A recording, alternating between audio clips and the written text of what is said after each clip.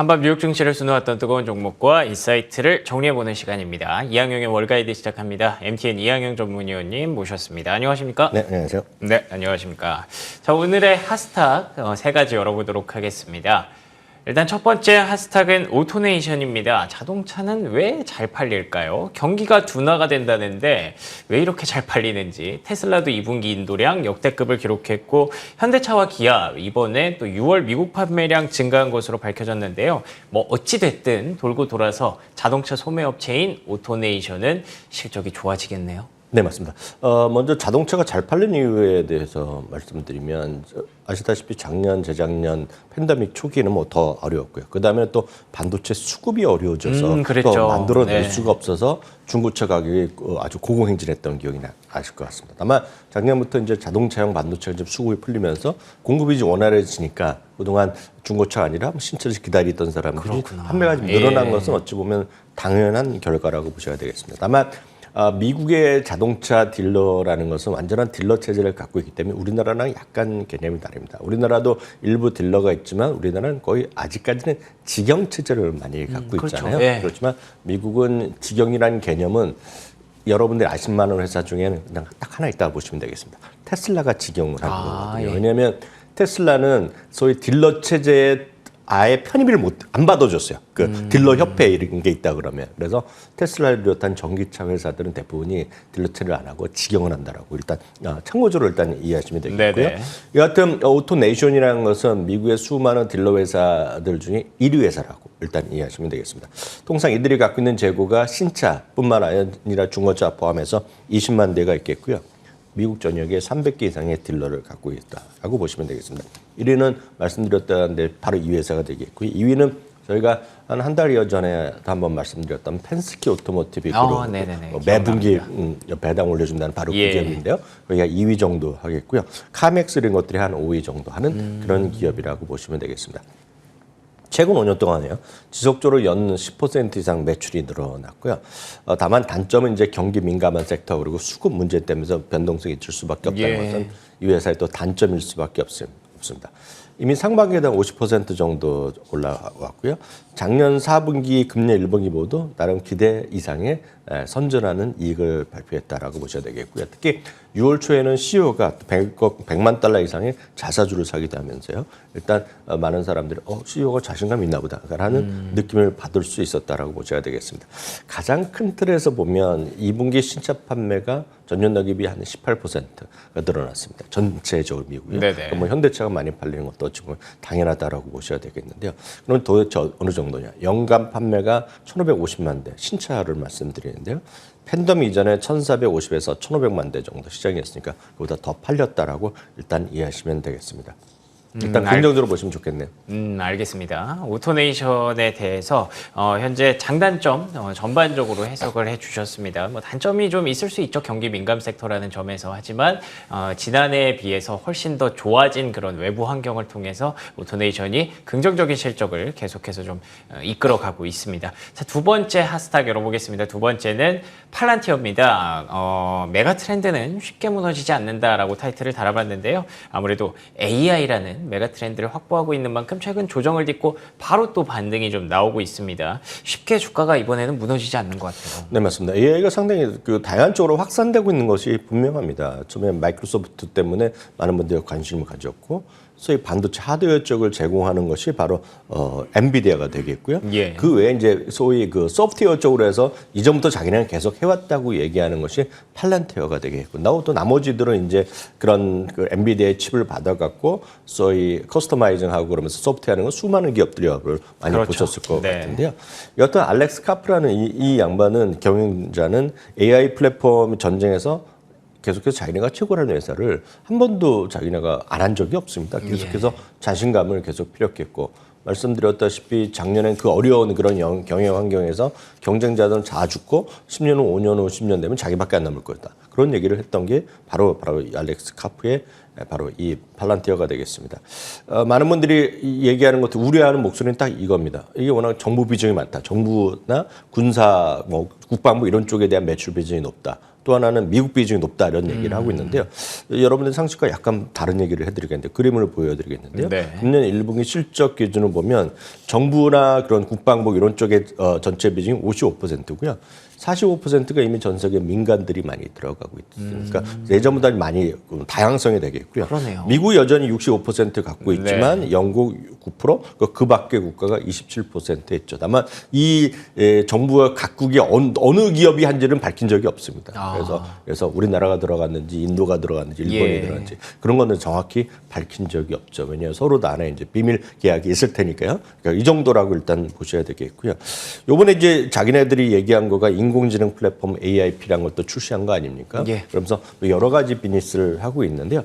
다만 최근에 레이몬드 제임스에서는 강력 매수해서 매수로 한 단계 내리기도 했고 주가 급등에 따른 밸류에이션 부담은 분명히 있겠는데요. 핵심은 이겁니다.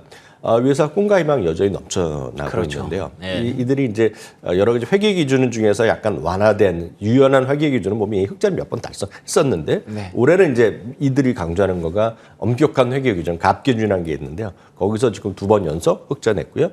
이들에 따르면 올해 내내 4분기 내내 하면서 그렇게 되면 엄격한 기준을 보더라도 올해 흑자 전환한다는 거거든요. 예. 그렇게 되면 이제 또 얘기가 많이 달라지겠죠. 그러니까 그런 것들에 대한 것들이 기대감이 이 바탕에 있기 때문에 다른 소위 아직까지 꿈과 희망을 키우는 기업과는 약간 다를 수도 있다. 다만 이 한 종목을 너무 무리해서 하시기에는 여전히 변동성에서 자유로울 수 없다는 것도 참고하시면 좋겠습니다. 알겠습니다. 올해 흑자 전환에 성공할 수 있을 것인지가 가장 중요한 주가의 관건이 될 것 같습니다. 자, 세 번째 하스탁은 코인베이스입니다. 최악은 지나왔을까? 가상화폐 거래소죠. 코인베이스 주가가 강하게 최근에 반등하고 있는데요. 제소 이슈가 좀 있었던 게 엊그제 같은데 그것도 뭐 나름 대법원 판결이 유리하게 나왔다고 하더라고요. 이제는 좀 괜찮은 걸까요? 그렇다고 해서 완전히 이거 법적 이슈가 완전히 끝난 건 아닙니다. 여전히 살아있는 이슈라고 보셔야 되겠는데 다만 최근에 경영 환경이라든가 비트코인을 둘러싼 환경은 그렇게 나쁘진 않죠. 물론 예, 그렇죠. 재심의가 들어가고 심의 들어가고 뭐 예를 들어서 그 보완 지시가 나오고 다시 재심의를 하지만 ETF 시장에 조금 비트코인 관련된 거, 스팟 비트코인이 좀 출시가 될 가능성이 상당히 커져 있거든요. 지금 그렇죠. 여러 예. 군데가 들어가고 또 기존에 약간 전통적인 증권사들이 이 거래소 시장에 이 거래 시장에 들어가겠다. 그리고 이걸 고객한테 적극적으로 알리겠다라는 그런 노력, 그런 분위기가 분명히 있거든요. 그러다 보니 이런 것들을 바탕을 두고 최근에 비트코인이 뭐 많이 올라갔거나 반락도 했지만 또 반등하는 시도를 하는 것이 바로 그런 흐름이 되겠습니다.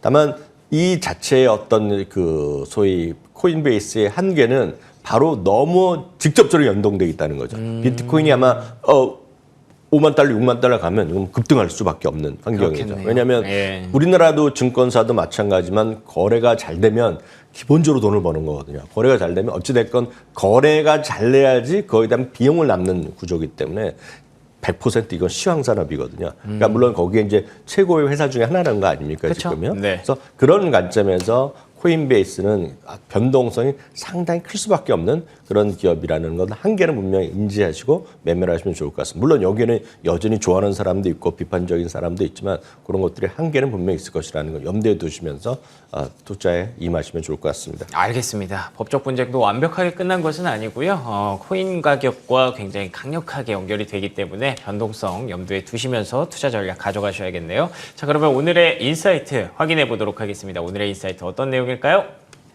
상반기 승자 대 패자 확실히 좀 갈리겠죠. 어떤 업종, 어떤 종목들이 있었을까요? 네, 상반기에는 이제 그 섹터별로 큰 틀에서도 한번 말씀드렸지만 네.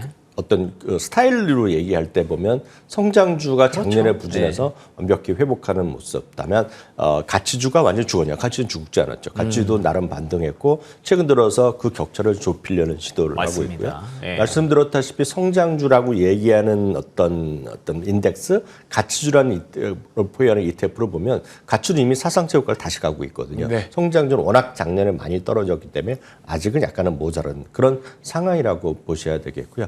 결국 한쪽으로만 가는 것이 아니라 서로 주거니 받거니 하면서 올라가는 것이 가장 시장의 정상적이고 안정적으로 올라갈 수 있는 기틀이 될 수밖에 없다라고 보셔야 되겠습니다. S&P 500 기준을 보면 가장 많이 오른 주식의 탑 10을 한번 저희가 준비해 봤는데요. 아마 눈치 이미 많이 채셨겠지만 네. 엔비디아가 가장 많이 올라간 주식이 되겠고요. 메타 플랫폼, 카니발, 테슬라, 로얄 캐리비안 등 여러분들 아주 익숙한 주식들이 1위부터 5위까지 들어가 그러네요. 있겠고요.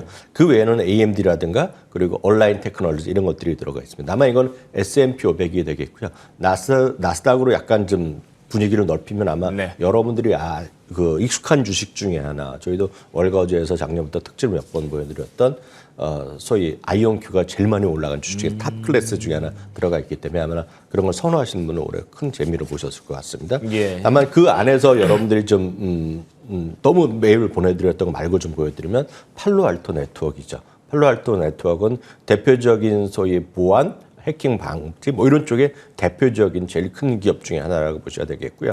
최근 들어서 저 신규 주택 시장 많이 보여드렸는데요. 풀트그룹도 마찬가지가 되겠고요. 온라인 테크놀로지 하면 이제 회사 이름은 딱 익숙하지 않지만 아마 젊으신 분들이나 아마 자제분들한테 돈 쓰시면 엄청 많으실 것 같습니다. 인비절라인 있지 않습니까? 네네네. 그러면 치과 가시면 네. 그 교정하는 건데 투명이죠. 그거 이제 원천적인 기술을 갖고 있는 온라인 테크놀로지가 2년 동안 아주 주가 급락했었는데 최근 들어 다시 경기 회복 그리고 매출에 나가면서 다시 이제 그런 쪽을 많이 시도를 하는 거죠. 그런 것도 올라갔던 대표적인 기업들이 되겠습니다. 물론 떨어진 것도 표를 보여드리면 수많은 기업들이 많이 떨어진 것들이 보이는데요. 이런 것들 중에서는 여러분들이 아시는 저희 필수 소비재 같은 것도 몇 개 들어가 있고 이펜 같은 것도 많이 떨어진 종목들에 들어가 있다라고 참고하시면 되겠습니다. 알겠습니다. 상반기 시장 전체적으로 보면 긍정적이었지만 분명히 승자와 패자는 또 엇갈렸습니다. 하반기 시장 전망은 어떻게 될지 저희 월가이드 계속해서 시청해 주시기 바랍니다. 지금까지 이항용 MTN 전문위원과 함께했습니다. 오늘도 좋은 말씀 고맙습니다. 네, 오늘 굿모닝 글로벌 순서 여기서 마무리 짓겠습니다. 저희는 내일 아침 5시 55분에 돌아옵니다. 이어지는 출발 성공 투자 역시 MTN 머니투데이 방송과 계속해서 함께해 주시기 바랍니다. 시청해 주신 여러분 고맙습니다.